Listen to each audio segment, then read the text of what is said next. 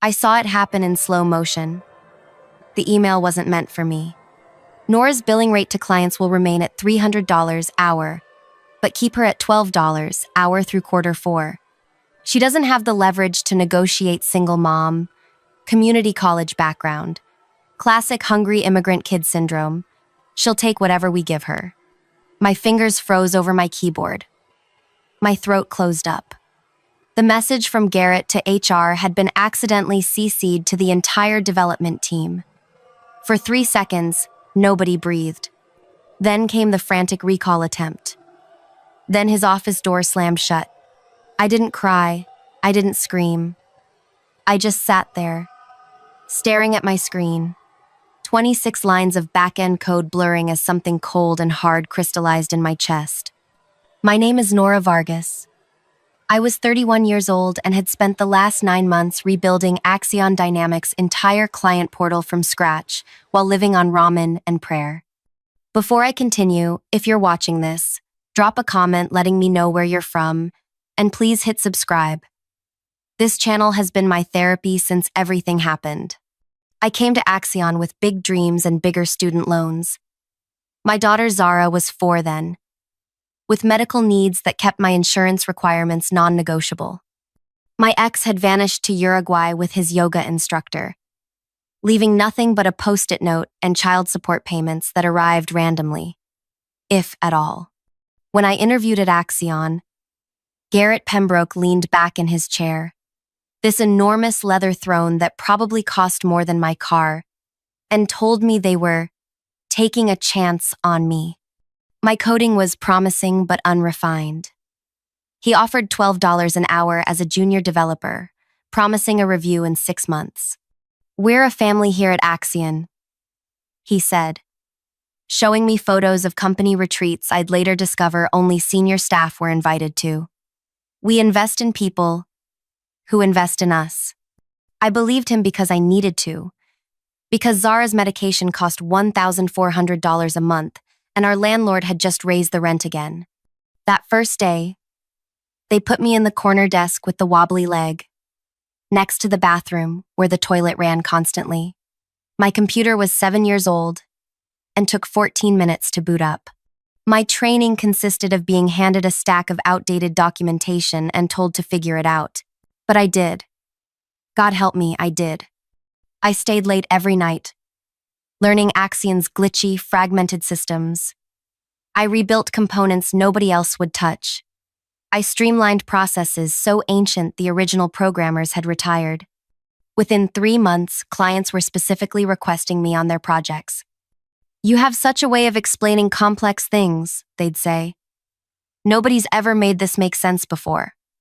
I didn't know then that Axion was billing them $300 an hour for my time. I was still making $12.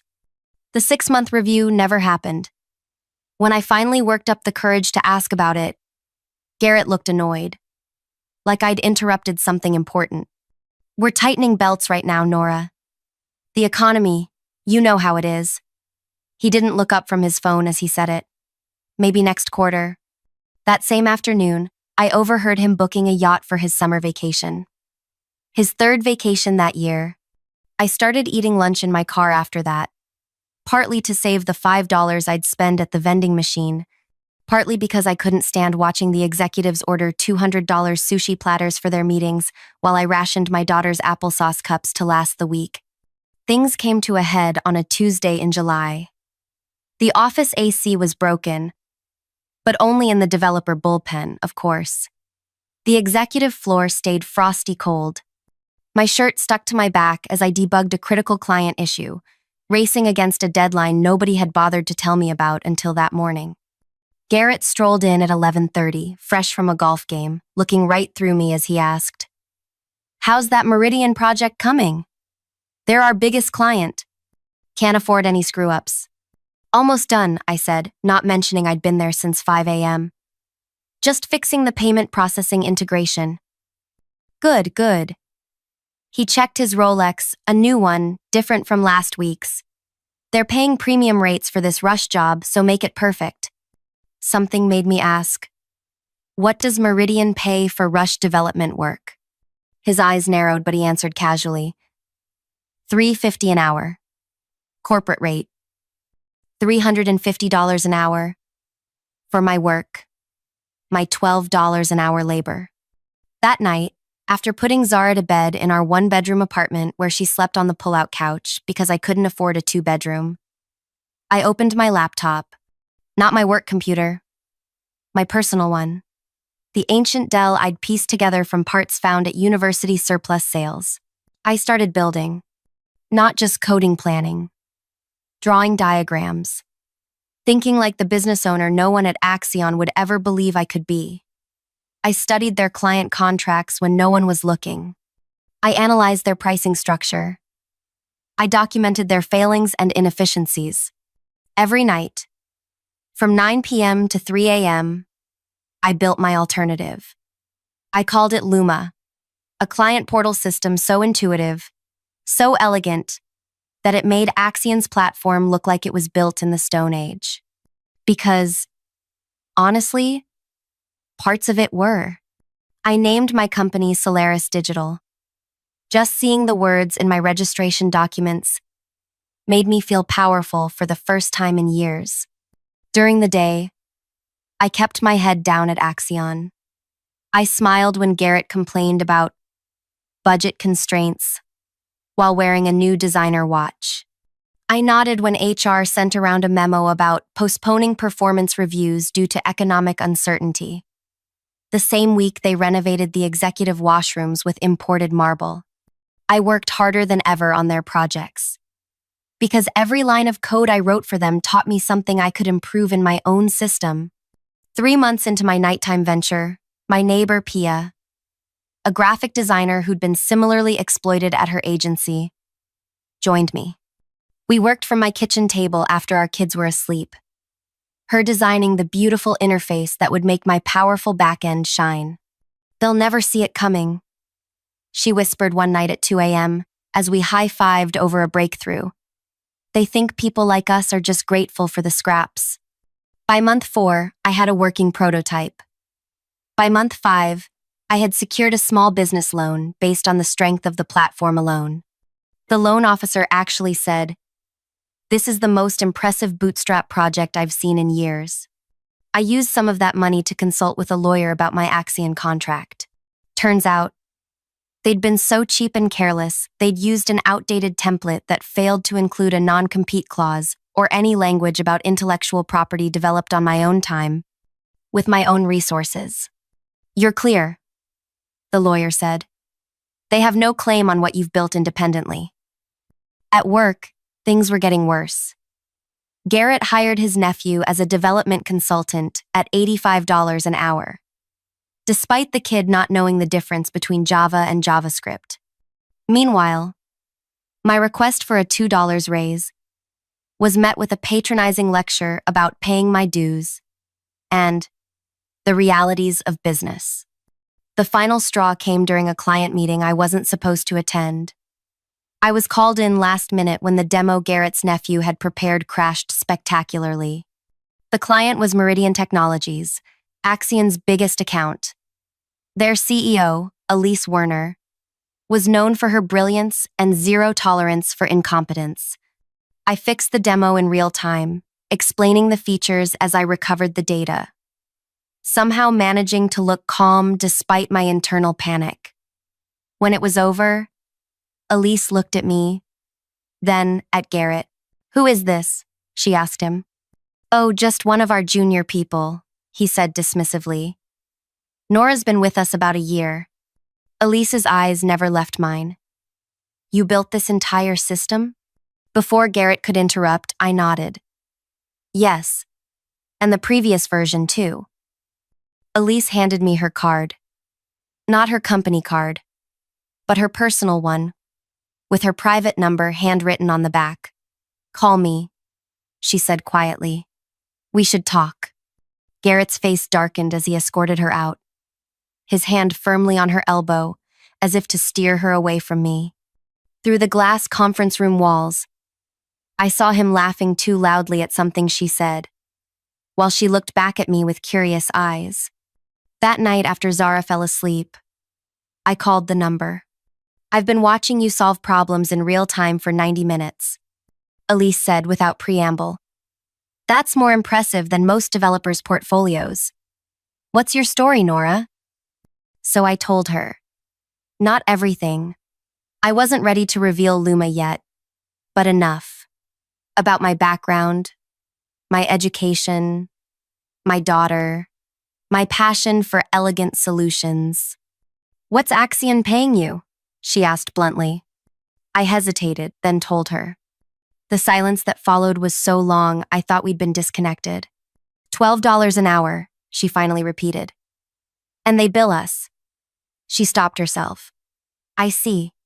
2 days later, Garrett called me into his office. His face was flushed with what I initially thought was anger, but later realized was fear. Meridian is concerned about some aspects of their project, he said stiffly. Elise Werner has requested that you be the primary point of contact going forward. Exclusively. He made it sound like an accusation. Okay, I said. What did you say to her? He demanded. Nothing about Axion. I answered truthfully. I hadn't needed to. She'd figured it out herself. For the next 3 weeks, I worked directly with Meridian, attending video calls that Garrett was pointedly not invited to. Elise and her team respected my input, actually implemented my suggestions, and treated me like a professional. Meanwhile, Luma was nearly complete. Pia and I had built something truly revolutionary. A system that did everything Axion's platform did, but faster, more securely, and with an interface so intuitive that user testing groups were calling it magical. I'd secured a small office space, nothing fancy, just a room above a coffee shop owned by another mom from Zara's school who'd given me a deal on the rent. I'd hired 2 other developers, both brilliant women who'd been similarly undervalued at their jobs. We worked nights and weekends, fueled by determination and discount grocery store coffee. Then came the day I'd been both dreading and anticipating. The day I finally had to give my 2 weeks' notice at Axion. I printed the letter on plain white paper. No fancy letterhead. I wasn't ready to reveal Solaris Digital yet. Just a simple, professional resignation. Garrett was on his phone when I knocked on his open door. He held up one finger, making me wait while he finished what sounded like a lunch reservation for 4 at a restaurant where appetizers cost more than my daily wage. Finally, he put the phone down. What is it, Nina? Nora, I corrected, something I'd done at least 20 times over my 15 months at Axion. I'm giving my 2 weeks' notice. I placed the letter on his desk. He didn't pick it up. Instead, he leaned back, studying me with something between amusement and annoyance. Let me guess. Meridian offered you something. Typical. They've always had poaching issues. He sighed dramatically. Look, we might be able to bump you to $14 an hour, but you have to understand, people with your background. I'm not going to Meridian, I interrupted. That got his attention. Then where? I've started my own company. He laughed. Not a chuckle. A full head-back laugh of genuine hilarity. As if I'd told the funniest joke he'd heard all year. Your own... He couldn't even finish the sentence. Nora, come on. Do you have any idea what it takes to run a tech company? The capital investment alone. I've secured funding, I said quietly. That stopped his laughter. What kind of funding? Enough. I wouldn't give him details. My last day will be the 15th. I'm happy to document all my projects and train whoever you assign to take them over. He was silent for a long moment, calculating. I could almost see the wheels turning. Finally, he sighed. Look, everyone gets frustrated sometimes. Why don't you take a few days off? Think things through. Starting a business is hard, especially for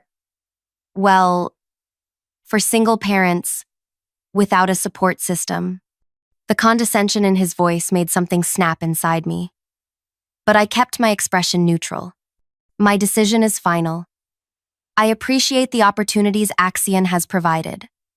The corporate platitude tasted bitter on my tongue. As I turned to leave, he called after me, his voice suddenly harder. What's this company of yours going to do exactly? I paused at the door and looked back. You'll see. That afternoon, Garrett called an emergency meeting with the executive team.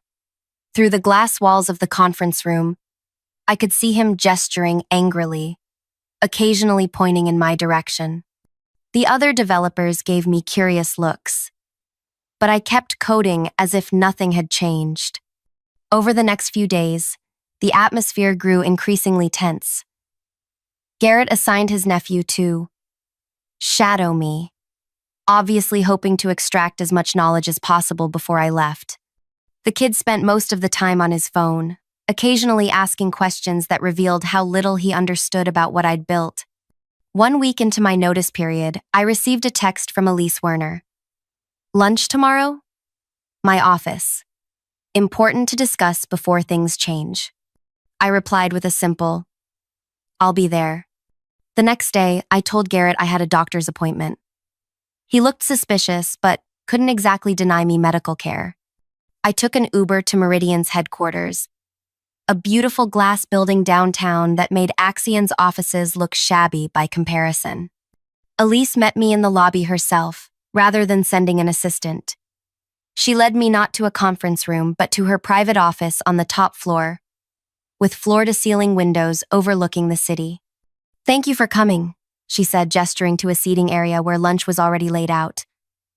Not extravagant, just fresh, healthy options. Consider it. Garrett called me yesterday, she continued, not wasting time on small talk. He was concerned that I might be planning to hire you. I raised an eyebrow but said nothing.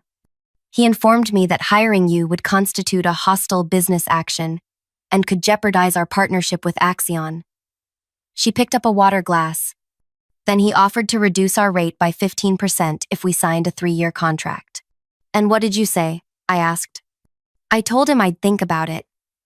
She set down her glass. But what I really want to know is about this company you're starting. He seemed unusually rattled about it. I hesitated. This was the moment of truth. I'd brought my laptop, with the full Luma demo ready to go. But once I showed it to her, there would be no turning back. Before I show you, I said carefully, I need to be clear about something. I didn't build this to steal Axion's clients. I built it because I knew I could create something better. Elise nodded. Understood. I opened my laptop and pulled up Luma. For the next 30 minutes, I walked her through the platform, the streamlined workflow, the innovative security features, the intuitive interface Pia had designed. I showed her how it integrated with existing systems, how it anticipated user needs, how it solved problems Axion's platform didn't even acknowledge existed. When I finished, Elise was silent, her expression unreadable. Then she asked, one question. When can you deploy this for Meridian? My heart pounded so hard I could feel it in my fingertips. This wasn't how I'd planned things. I'd expected months of grinding to secure my first major client, not an immediate offer from a company the size of Meridian. 2 weeks, I heard myself say. I have the infrastructure ready, but I'd need time to migrate your data and customize certain elements. Elise nodded, then leaned forward. And your pricing structure? I named a figure that was 30% less than what Axion charged them, yet would still give me a healthy profit margin and allow me to pay my small team fairly. Done, she said, extending her hand. Send over the contracts this afternoon. I stared at her outstretched hand, suddenly terrified. This was really happening. Don't you need to discuss this with your board? Your IT department? Elise smiled. Not the practiced corporate smile I'd seen in her press photos, but something more genuine. Nora, I've spent 15 years in this industry watching brilliant women undersell themselves while mediocre men profit from their work. I'm the CEO. I make the technology decisions. She kept her hand extended. "And I want to work with you." We shook hands, and something shifted in the universe. I felt it. A redistribution of power. A rebalancing. "There's one more thing," Elise said as we finished lunch. "Meridian represents about 40% of Axion's annual revenue. Garrett knows this. When he realizes you've taken us with you." She didn't finish the sentence. "He'll try to destroy me," I said simply. "Yes," she agreed. "Are you prepared for that?" I thought about all the nights I'd worked until my eyes burned. About Zara asking why mommy was always tired. About the time I'd had to choose between fixing my car's brakes and buying her asthma medication. "I've survived worse," I told Elise. When I returned to Axion that afternoon, Garrett was waiting by my desk, arms crossed. "Doctor appointment run long?" he asked, his tone making it clear he didn't believe me. "Traffic," I answered, sitting down and logging into my computer. "Funny thing," he continued, perching on the edge of my desk uninvited. "I called Meridian to discuss their contract renewal. Elise's assistant said she was in a meeting all afternoon. With a vendor." His eyes bored into me. "You wouldn't happen to know anything about that, would you?" I met his gaze steadily. "I'm not privy to Elise Werner's schedule." He studied me for a moment longer, then pushed off my desk. "Just remember, anything you developed while employed here belongs to Axion. Anything." He emphasized the word with a jab of his finger toward my face. "And I'll be damned if I let some community college dropout walk away with my intellectual property." I waited until he was halfway across the room before I spoke. Actually, I did graduate. My voice was quiet, but carried in the suddenly silent office. Summa cum laude. It's in my employment file. The one you obviously never read. His shoulders stiffened, but he didn't turn around. That night, I didn't sleep. I worked. I finalized contracts with Meridian, secured our new office space, and mapped out a transition plan for my remaining week at Axion. I also backed up every email, every document, every piece of evidence showing that Luma was developed independently, on my own time, with my own resources. Just after midnight, my phone buzzed with a text from a number I didn't recognize. "Watch your back. G knows something's up. Cleaning house tomorrow." The next morning, I arrived at Axion to find security guards at the entrance. Malcolm, a senior developer who'd always been kind to me, was being escorted out, his decade of personal belongings stuffed into a cardboard box. "What's happening?" I asked Jenna from HR as she hurried past, looking flustered. "Organizational restructuring," she said without meeting my eyes. "Garrett will address everyone at 10. I went to my desk, heart pounding, and began downloading essential personal files. Around me, people were doing the same, the atmosphere thick with panic. By 9:45, 3 more developers had been escorted out. At 10 sharp, Garrett emerged from the executive suite, flanked by 2 men in expensive suits I'd never seen before. "As you may have heard, Axion is undergoing necessary changes to remain competitive," he announced to the tense room. "Unfortunately, that means eliminating positions that no longer align with our strategic vision." He read from a list. 10 names. When he finished, security guards moved toward those people. Mine wasn't among them, and the relief I felt was immediately followed by shame. "Those whose names were called, please gather your personal items and follow security. Your final paychecks will be mailed." Garrett's voice was mechanical. "The rest of you, there will be a mandatory team meeting at 2 p.m. to discuss the new direction of the company." As the shell-shocked employees were let out, I noticed a pattern. Every person on the list had been hired around the same time as me. Every person had been underpaid. And every person had, at some point, questioned Garrett's decisions. He was eliminating potential allies before coming for me. I spent the next hours in a fog, mechanically coding while planning my escape. The 2 p.m. meeting had to be a trap. But leaving early would only confirm his suspicions. At 1:30, my cell phone rang. Zara's school. "Miss Vargas?" Zara had an asthma attack during recess. She's stable, but she's asking for you. The school nurse's voice cut through everything else. I'll be right there. I grabbed my bag and rushed toward the exit, almost colliding with Garrett as he emerged from the elevator. Where are you going? He demanded. The meeting. My daughter's in the nurse's office, asthma attack. I tried to move past him. He blocked my path. We're in the middle of a company crisis. And you're leaving for a routine medical issue? Something inside me crystallized. In that moment, I saw him completely. Not as the intimidating boss I'd feared, but as the small, insecure man he truly was. Move, I said quietly. Excuse me? He blinked, unused to being challenged. My daughter can't breathe, move. For a moment, I thought he might actually physically restrain me. Then something in my expression must have warned him, because he stepped aside. Don't bother coming back, he called after me. I didn't look back. At the school, I found Zara sitting in the nurse's office, her breathing stabilized but her small face still frightened. When she saw me, she held out her arms. I got scared, Mommy. She whispered against my neck as I held her. I know, baby, but I'm here now. Over her head, I met the nurse's eyes. Thank you for calling me. Of course. The older woman hesitated.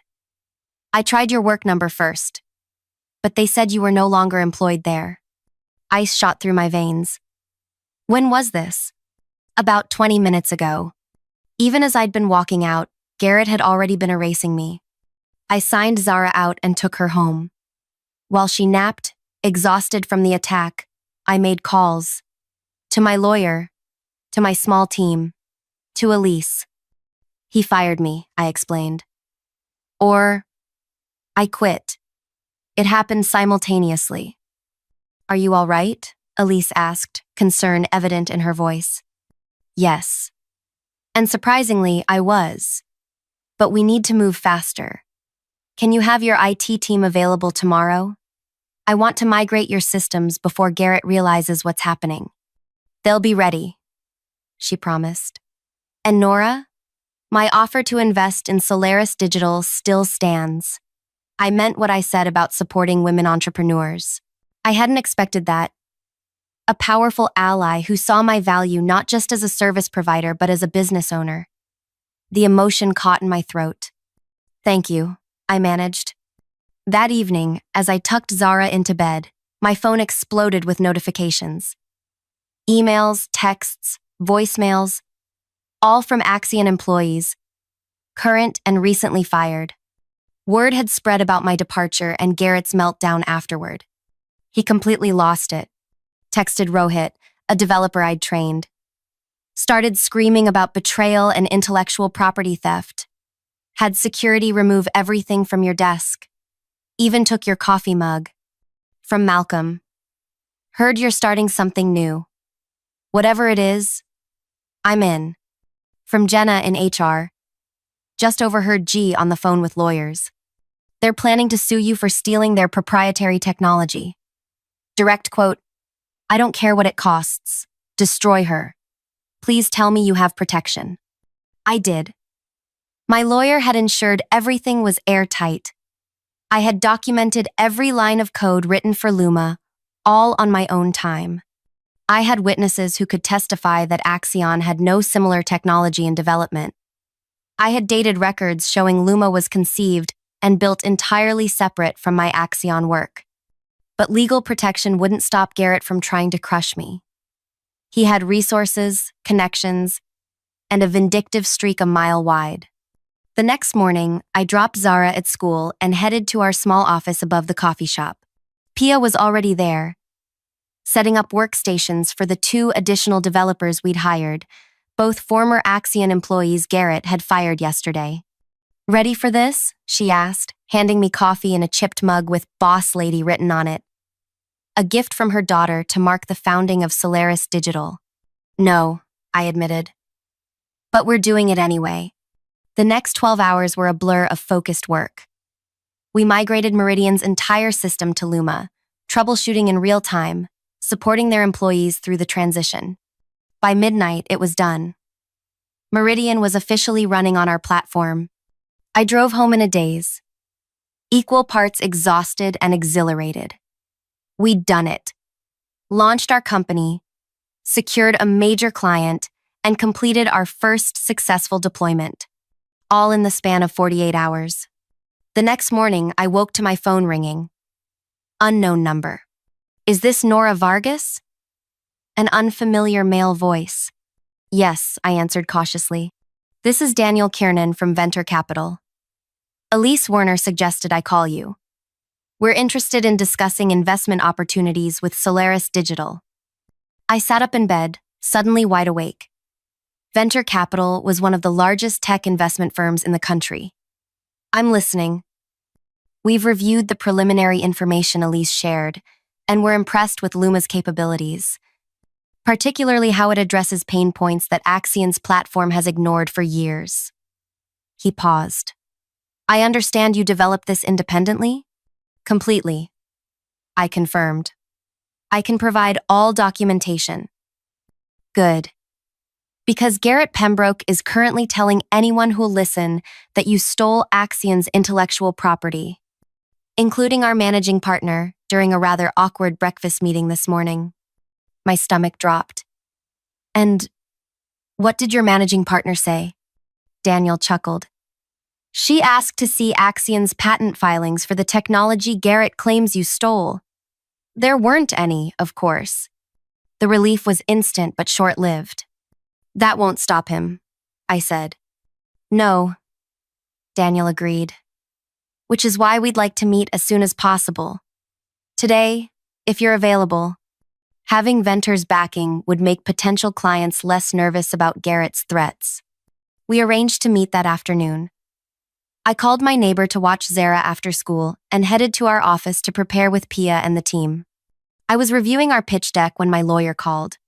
Axion just filed suit, he said without preamble. They're alleging theft of trade secrets, breach of contract, and tortious interference with business relationships. Despite expecting this, the reality of being sued hit hard. What do we do? First, don't panic. Their case is weak.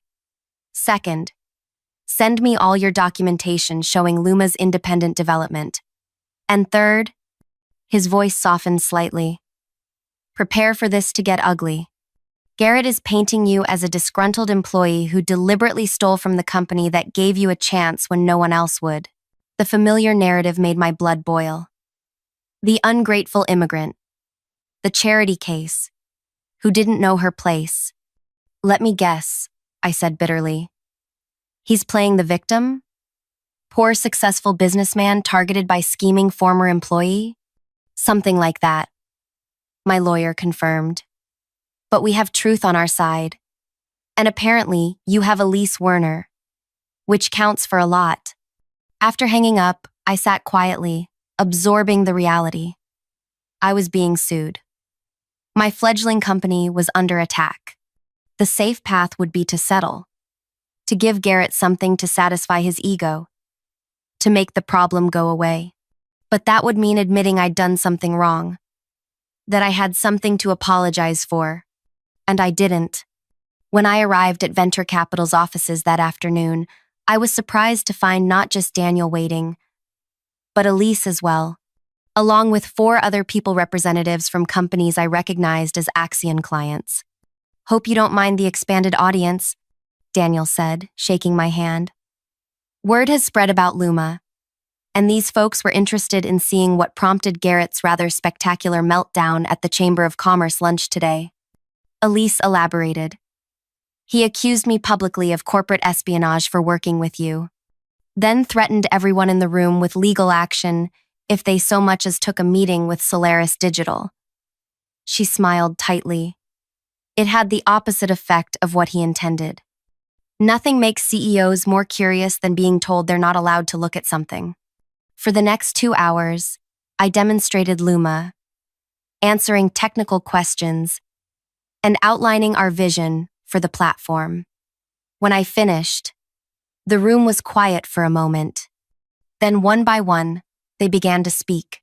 "We've been unhappy with Axion for years," said a woman from a healthcare company. "But there weren't alternatives that met our security requirements. Until now.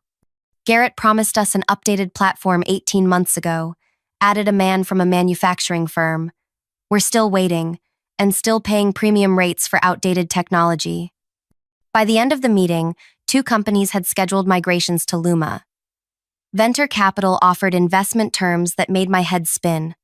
And most surprisingly, a major tech publication wanted to interview me about the next big disruption in enterprise software. As we were leaving, Elise pulled me aside. "Garrett just called an emergency board meeting at Axion," she told me. "One of their board members texted me. Apparently, they just found out that along with Meridian, 3 other major clients are considering leaving." "Because of Luma?" I asked. "Because of you," she corrected. "Your story is resonating. The undervalued employee who built something better while being paid poverty wages. It's hitting a nerve, especially with other companies worried about their own talented employees walking out the door." The next week passed in a surreal blur. Our tiny office became command central as we brought on more staff. Many of them, former Axion employees. We migrated 2 more clients to Luma. The investment from venture capital allowed us to lease proper office space and upgrade our infrastructure. Meanwhile, Axion's lawsuit progressed. My lawyer filed our response, complete with exhaustive documentation proving Luma's independent development. 3 former Axion executives submitted affidavits confirming the company had no similar technology in development and that Garrett had, in fact, rejected proposals for such improvements as unnecessary expenses. Then came the article. The tech publication's piece about Solaris Digital went viral, picked up by mainstream business outlets. The headline said it all. "Underpaid developer builds better system at night. Takes clients with her when former employer refuses raise." The story detailed my journey from $12 an hour developer to founder and CEO, contrasting my working conditions at Axion with Garrett's lifestyle. Someone had leaked his email about my immigrant kid syndrome and lack of leverage, which featured prominently in the article. Public opinion swung decisively in my favor. "Pay your developers" started trending. Other undervalued tech workers began sharing their stories.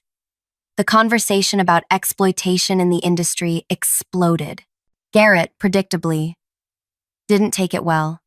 He gave a disastrous interview where he defended paying me $12 an hour while billing $300 for my time as standard industry practice and suggested I should have been grateful for the opportunity. The backlash was immediate and fierce. 3 weeks after I walked out of Axion, I received an unexpected email from Jenna in HR. "Board meeting just ended. G was suspended pending investigation into company practices. They're bringing in interim management. Thought you should know." That same day, my lawyer called with news. Axion wanted to settle the lawsuit. Their conditions? We would acknowledge they had no legitimate claim. They would issue a public apology. And, most surprisingly, they would pay damages for defamation. "They're cutting Garrett loose," my lawyer explained. The board saw the writing on the wall. The publicity was killing them. Clients were fleeing, and their own legal team admitted the case was unwinnable. I sat in our new office, a real office with actual working air conditioning and chairs that didn't wobble, and tried to process how completely my life had changed in under a month. "What do you want to do?" Pia asked quietly. She'd been with me from the beginning, working at my kitchen table when Luma was just an idea born of desperation and rage. What did I want? Revenge had stopped being my primary motivation somewhere along the way. What drove me now was building something that reflected my values: fair compensation, respect for people's time and talent, technology that actually solved problems instead of creating new ones. I want to accept the settlement, I decided, but with one condition. 2 days later, I sat across from Axion's board of directors minus Garrett, who was conspicuously absent. The interim CEO, a woman named Margot with decades of industry experience, led the discussion. "We accept your condition," she said finally. "Though it's unusual." So was paying a senior developer $12 an hour, while billing clients $300 for her time. I replied evenly. My condition had been simple. As part of the settlement, Axion would engage a third-party firm to review all employee compensation, correct any disparities, and provide back pay where appropriate. They would also implement transparent salary bands and eliminate the practice of forbidding employees from discussing their compensation. As I stood to leave, Margot asked one last question. "Why this condition? You could have asked for more money, more favorable terms for Solaris. Why focus on Axion's current employees?" I thought about all the Noras still out there, still undervalued, still afraid to speak up.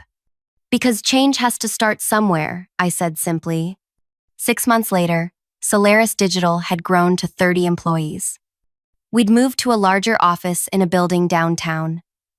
Not ostentatious, but comfortable, with a daycare center on the first floor where Zara spent her afternoons after school, often visiting my office to draw pictures at the small desk I'd set up for her. Our client list had expanded to include companies that had previously been exclusive to Axion. Luma was recognized as the most innovative platform in its class, with features our competitors scrambled to copy. Garrett had resigned to pursue other opportunities, according to Axion's press release. Industry gossip suggested no tech company would touch him, his reputation permanently damaged by the scandal and his handling of it. Last I heard, he was trying to rebrand himself as a business consultant in another state. Axion itself had survived, under new leadership that implemented the changes we'd demanded. Former colleagues told me the company culture had transformed, with transparent compensation and proper recognition of contributions. As for me, I paid off my student loans, moved Zara to an apartment where she had her own bedroom, started a college fund for her, and most importantly, created a company where people were valued for their contributions, not exploited for their vulnerabilities. Sometimes I think about that accidental email, the one where Garrett dismissed me as having classic hungry immigrant kid syndrome without leverage to negotiate. He'd been right about one thing. I was hungry, but not just for money or success. I was hungry for dignity, for recognition of my worth, for the opportunity to build something that reflected my values rather than someone else's greed. And that's exactly what I did. If you're watching this and you're being undervalued, remember, your worth isn't determined by what someone is willing to pay you. It's in what you can create, in the problems you can solve, in the vision you bring to the world. Have you ever been undervalued at work? What did you do about it? Drop a comment below and let me know. And if my story resonated with you, please subscribe to this channel. I share new experiences about business, technology, and finding your worth in a world that often tries to minimize it. Remember, sometimes the best revenge isn't destruction. It's creation. Building something so undeniably excellent that those who underestimated you are forced to watch your success from the sidelines.